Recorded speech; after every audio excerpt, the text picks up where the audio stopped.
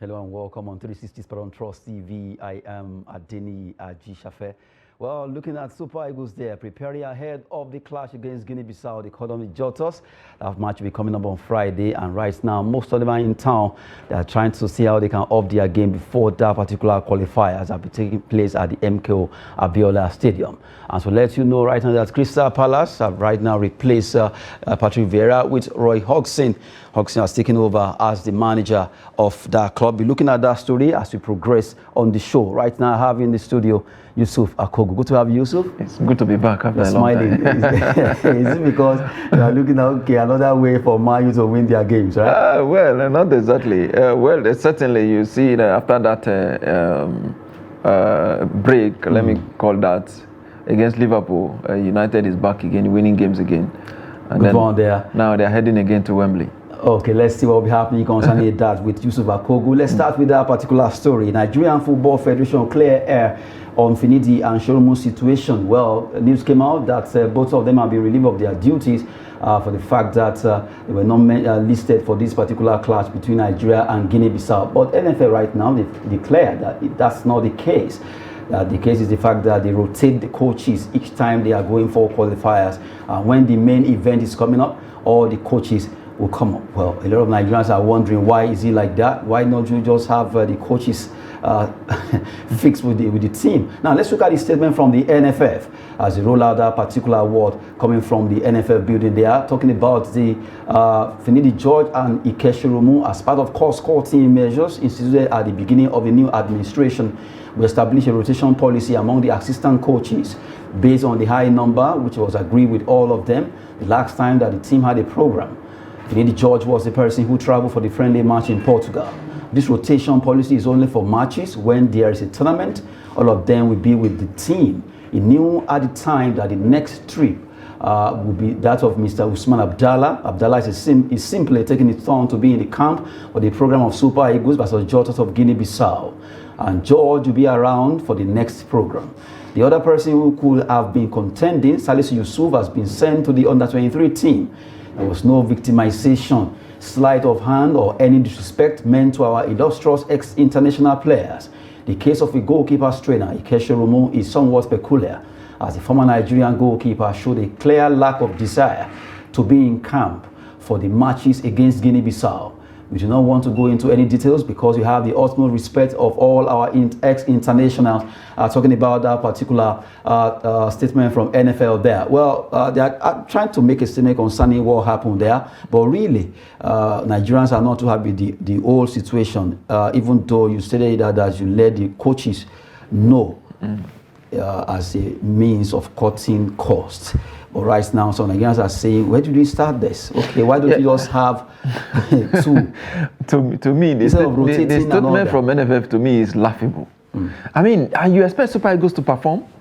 You need a full complement of your team, the technical crew, for every match. It's not about you are rotating one assistant coach for this match and then you bring in another one for next game.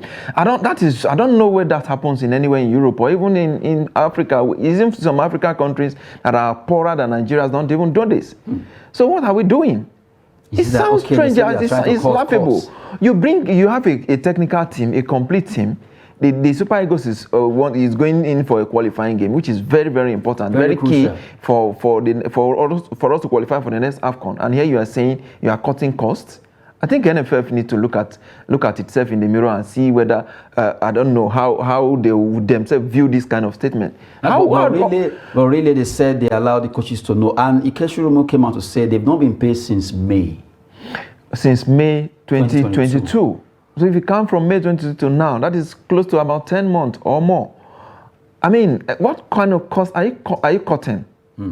It sounds, it's strange. It's strange, honestly. I really do not know. NFF, this issue has lingered for so long, and we thought that with the coming in of the new NFF chairman, I mean, this was going to change. But again, the situation has remained the same. What is the problem? I think the Minister of Sport needs to come into this and then see how they can actually resolve this problem. I can imagine the players getting used to, let's assume Shorunmu now, Shorunmu, Finidi in this particular match. The next match they are seeing Abdallah and the under 20 or even goalkeeper Salisu trainer. Yeah, or Salisu that Yusuf. they picked under 20 goalkeeper trainer to be the goalkeeper trainer for Super Eagles. I still don't understand how that will work. Exactly. Because what I'm these saying. are guys, let's be candid with ourselves. These guys might not want to take much, they might also want to underrate him. If you pick a goalkeeper trainer of under 20 to coach Super Eagles, who already seen themselves as big boys, you understand? Yeah. I don't know. We have so many ex-internationals that could have been given this job to do. Why bring him under 20? Although they said Pizarro admit that that's the person he likes to work with after seeing him performing for the under 20. Agreed. Yeah. They're changing Finidi, Abdallah, all these rotations. Won't he have psychological effects on the players? For example, these are not small players. These are international players. These are players that play in big clubs in Europe and America and other places. So they are coming into the national team. You're actually telling them something that, in a way, is alien to football. To me, this is alien to football. Rotating assistant coaches is alien to football. Each assistant coach has responsibility. For example, let's look at United. For example, you have an assistant coach that coach the strikers. You understand? There's a goalkeeper coach as well. So when you are rotating them, so are you now telling us that if Finidi is not coming this period, who is going to take his position? Abdallah will take over. Yes, that's what they said. Usman Abdallah will take over. Then Shorunmu now is out. Usman, Coach Abdallah and Finidi George, are they playing the same role? That is the question that we need to ask ourselves. Yes. I think that's why they said they told it. Because if you look at that statement from NFF, maybe we should look at that statement again so that we can get a clearer understanding of it. This time around, so that we can have it down to the bottom. You look at it there. This rotation policy is only for matches. That is where, like this kind of match now. So now the match against Portugal, they said Finidi was one that traveled. When there's a tournament, all of them will be with the team. Like if they are going for AFCON, the entire technical crew will be with the team. He knew at that time that the next year would be that of Usman Abdallah. But really, Nigeria, have they started this thing quietly for a while that we didn't know? Because right now it seems it's coming out and people are like wondering, so rotation in the technical crew? I think we need to be more serious. Nigeria is a footballing nation. NFF need to be more serious. I mean, this is, to me, it's alien to football, and to me, I think it's laughable. It's really, really laughable. Because you cannot say your assistant coaches are traveling in turn, or you are selecting matches. Okay, this match is for Finidi, this one is for Abdallah, or that is for Shorunmu. I mean, I really do not know how that one plays out. Because only the coach can do the job alone. Okay, let's look at it from here. Before we take it from the case of goalkeeper trainers, Shorunmu is somewhat peculiar. The former Nigerian goalkeeper showed a clear lack of desire to be in camp for the matches against Guinea-Bissau. We do not want to go into any details because we have the utmost respect for all our ex-internationals, including Shorunmu. It was only when we got the clear signal that he was unwilling to come and the head coach was in quandary that Coach Pizarro now, requested for the services of Olatunji Bariwa, who we had seen at work during the under-20 AFCON in Egypt to help do the work of training the goalkeepers. We agreed there are a number of challenges concerning. Let's continue with that particular statement from NFF. I think from the way it is, something is missing here. Yes, if Coach Pizarro is actually requesting for Olatunji Bariwa, to come in as a goalkeeper. At what point did he make that request? And I just explained. Under 20 AFCON just ended. The NFF, in Egypt. Okay, if the coach is requiring for Olatunji Bariwa, why was he not? We have so many senior goalkeepers.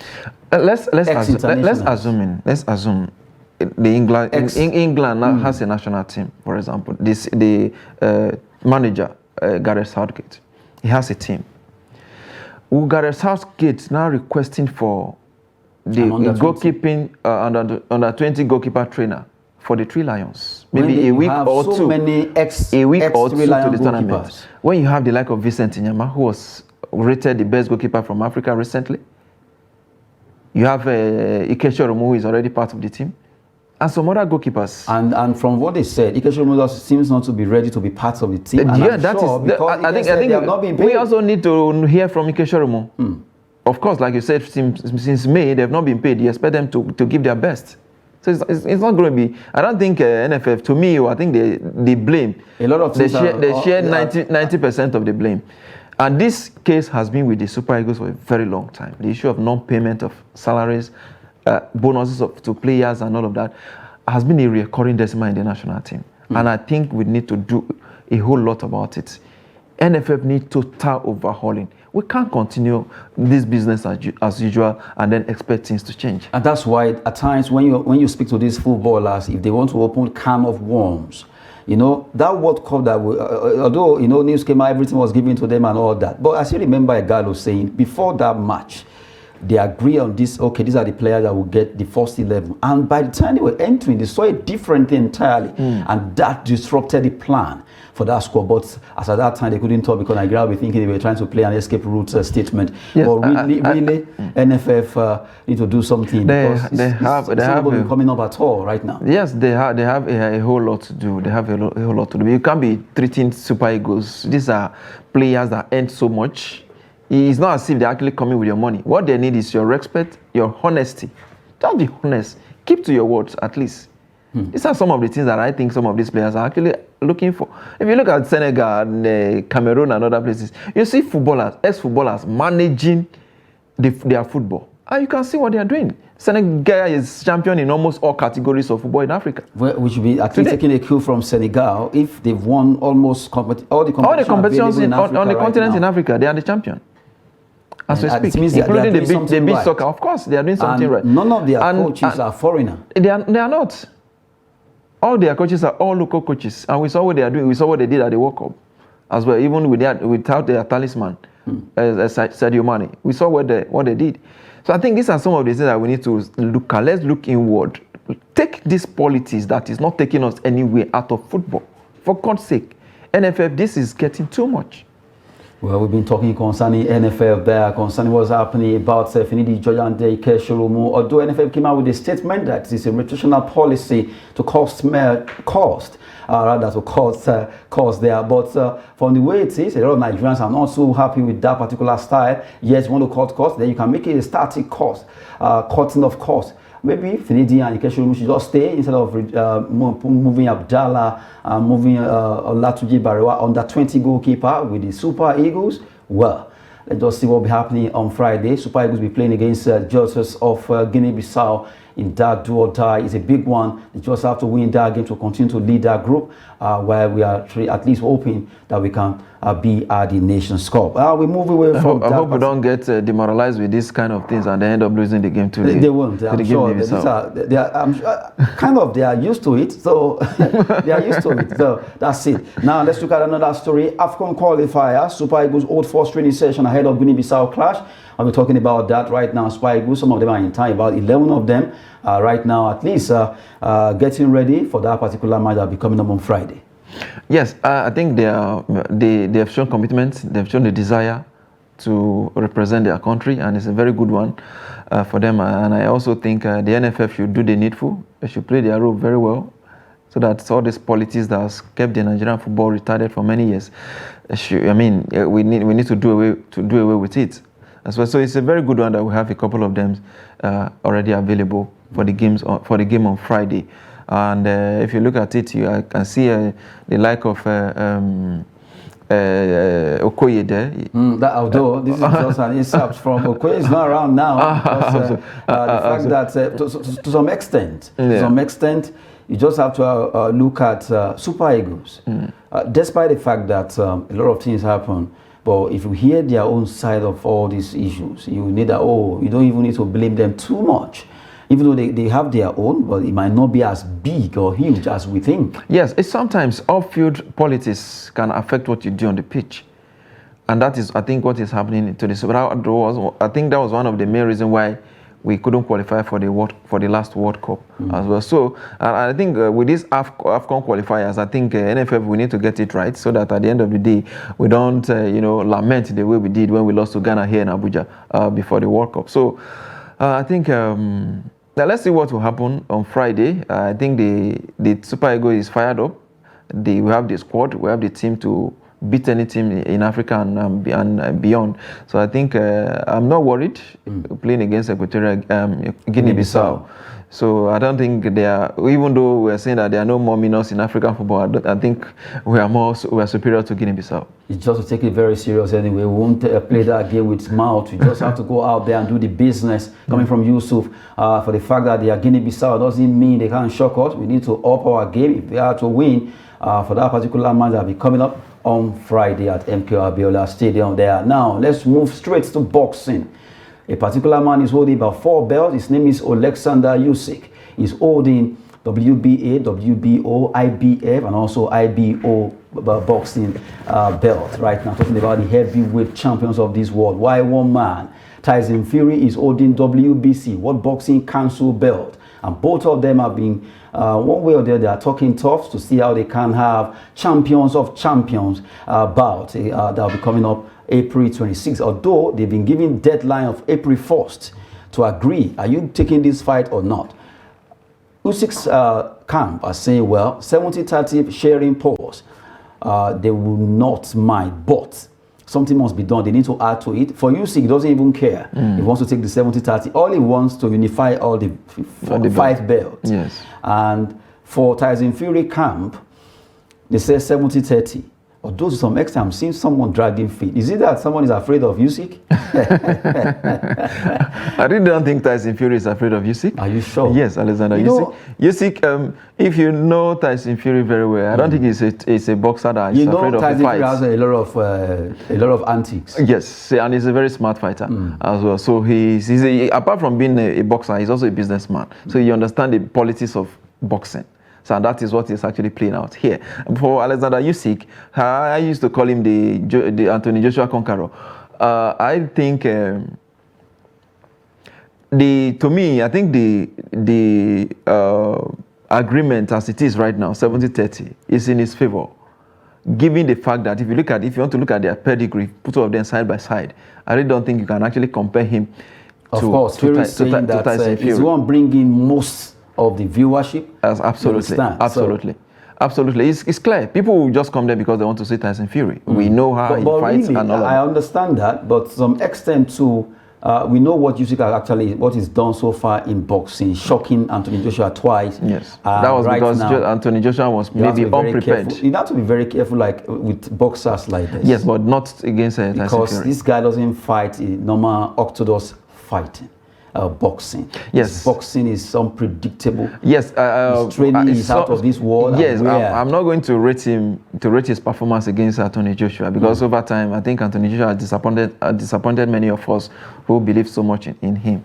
But again, coming up against Tyson Fury, I think it's going to be a very, very big one, a massive fight for him. If he conquers Tyson Fury, then he can become the undisputed champion. Well, as it is, beating Joshua twice, I really do not think that has earned him that much respect that he deserves. Well, we wait to see what's happening. If the two camps will agree, 1st of April will be the deadline date given to them by the Boxing Council to see if they will agree concerning that fight, at least April 26th. And if it doesn't happen, it's possible that Usyk will be going for Daniel Dubois, the man that has fought 19 times, losing only 1 time. We wait to see what is happening concerning that particular boxing business there. Now, we move away from there. Let's talk about some stories in the world of football. Tottenham Hotspur right now are set to agree on Antonio Conte's departure. Everything is getting set now. It's possible that during this international break, it could be announced that they are parting ways with Antonio Conte, well, in a very more matured way. Yeah, I think Conte has done so well for them in the last couple of months that he's been there as their coach. Well, I really do not think... That outburst coming from him didn't just go well with the management. Yeah, with the management. But again, sometimes you have to be honest. There are quite a whole lot of things. But if you are honest, that's a way you can diplomatically show your honesty. I think that was this. He's having the same problem that Mourinho was having all over all his career.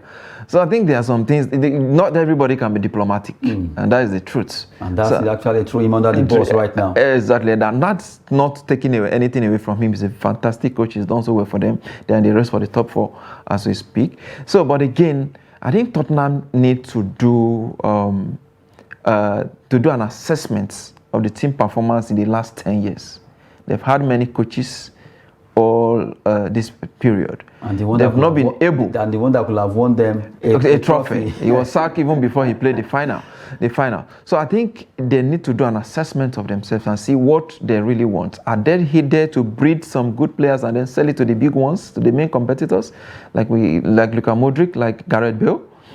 Or are they here? I am also hearing that Kane may be leaving at the end of the season. As well. So is that the kind of club that they are, or they are here to compete to win trophies? If you remember the statement he made that for 20 years it seems they are so fine with not winning trophies, and they get paid, himself inclusive, and all that. All those statements that he actually made, that well they just have to up their game. He has to come that is a coach that has a goal. He has a goal. He has a target. He believes that no matter how much you're paid, no matter the level that you are in football, what matters at the end of the day is how many trophies you have won. Erik ten Hag just came in not up to a year. He's won a trophy. He'll be remembered for that if he leaves United today. Mourinho will always be remembered for winning Europa League for Manchester United. So it's all about the trophies that you won. And Roma. Even Roma as well. And he's also in the race to win another one.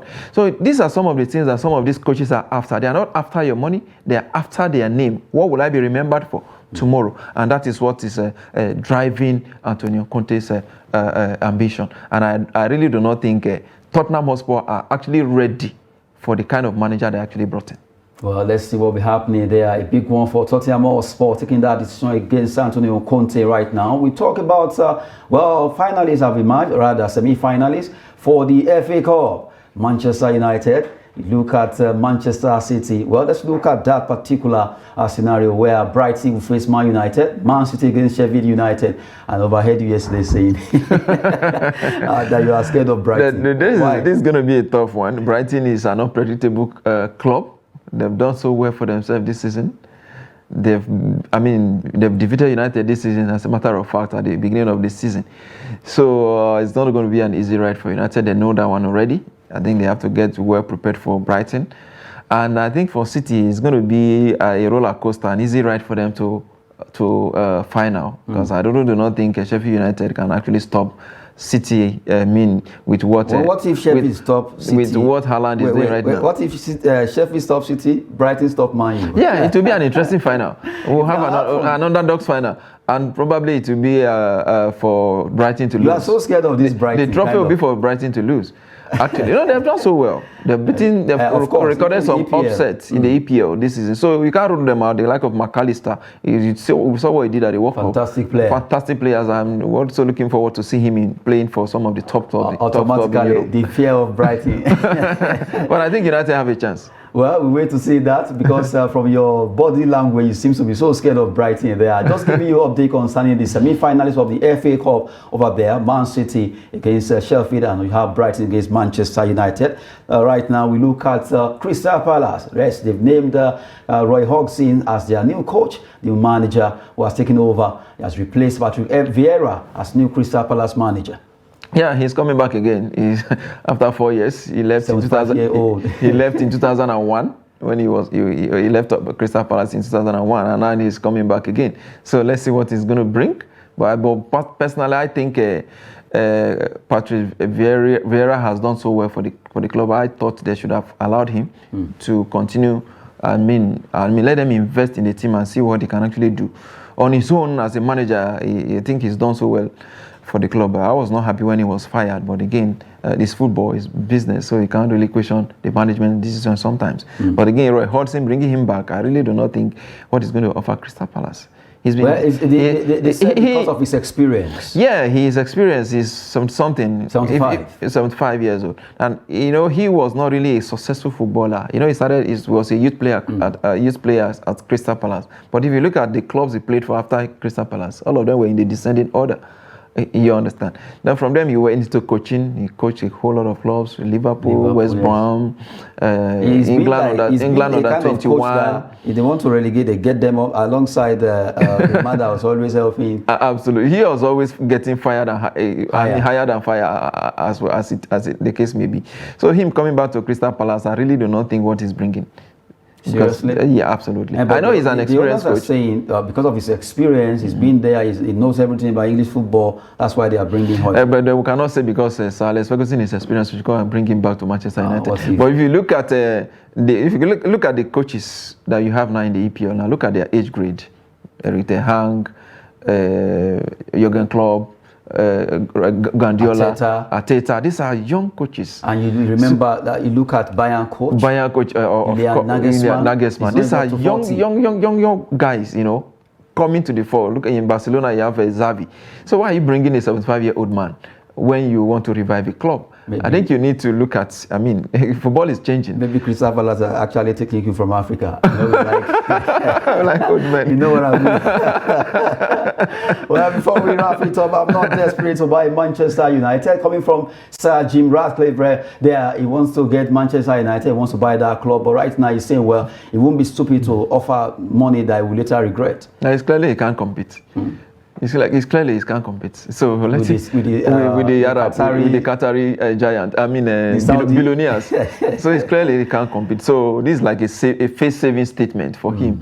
But I really do not even want a Briton to buy United anyway. So let the Qataris, we need their money. Seriously? Well, that would be a good one coming from Yusuf there, talking about Manchester United being taken over by the Qataris or the Arabs of this world. At least we see what's happening with Manchester City, Newcastle. I say doesn't want Sir Jim Ratcliffe to take over in Manchester United. Well, we wait to see what will happen concerning the state of that particular club that was bought for £790 million some years by the family that actually owns it. Well, that will be it on 360 Sport.